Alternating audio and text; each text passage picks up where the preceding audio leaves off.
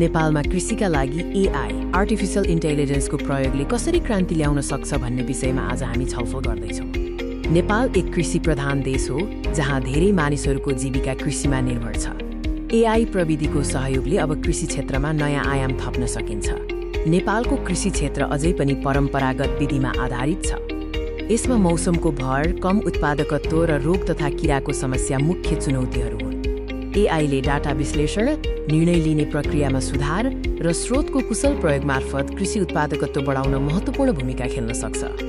एआईले माटोको स्वास्थ्य निगरानी, मौसमको भविष्यवाणी र रोगको समयमै पहिचान जस्ता विभिन्न तरिकाले किसानहरूलाई सहयोग पुर्याउँछ।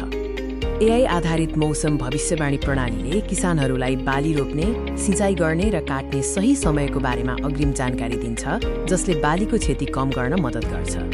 एआईले माटोको पोषक तत्त्व र पीएच स्तरको विश्लेषण गरी कुन बाली कहाँ र कहिले लगाउने भन्नेबारे सटिक सल्लाह दिन्छ। यसले बालीको उत्पादकत्व बढाउँछ। एआई प्रणालीहरूले बिरुवाहरूको स्वास्थ्यको निगरानी गरी रोग वा किराको आक्रमणको प्रारम्भिक सङ्केतहरू पत्ता लगाउन सक्छन्, जसले गर्दा समयमै उपचार गर्न सकिन्छ। ड्रोन र स्याटेलाइटबाट प्राप्त तस्बिरहरूको विश्लेषण गर्न एआईको प्रयोग गरिन्छ। यसले ठूलो क्षेत्रफलमा बालीको अवस्थाको विस्तृत जानकारी दिन मद्दत गर्छ।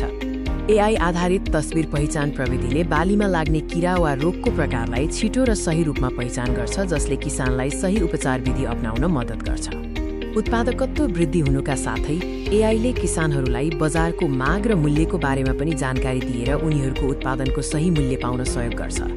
रोबोटिक्स र एआईको संयोजनले खेतीपातीका कार्यहरू जस्तै रोप्ने, गोडमेल गर्ने र कटाइ गर्ने काममा स्वचालन ल्याउन सकिन्छ, जसले श्रम र समयको बचत गर्छ। एआईले बजार मूल्यको विश्लेषण गरी किसानहरूलाई आफ्नो उत्पादन बेच्ने सबैभन्दा राम्रो समय र स्थानको बारेमा सल्लाह दिन्छ, जसले गर्दा उनीहरूको नाफा बढ्छ।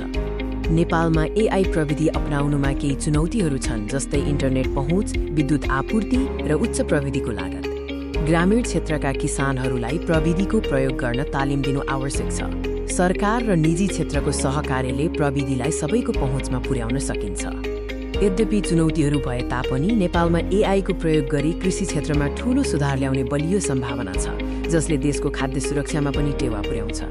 एआई प्रविधि नेपालको कृषि क्षेत्रलाई आधुनिकीकरण गर्न र किसानहरूको जीवनस्तर सुधार गर्न एउटा शक्तिशाली उपकरण साबित हुन सक्छ।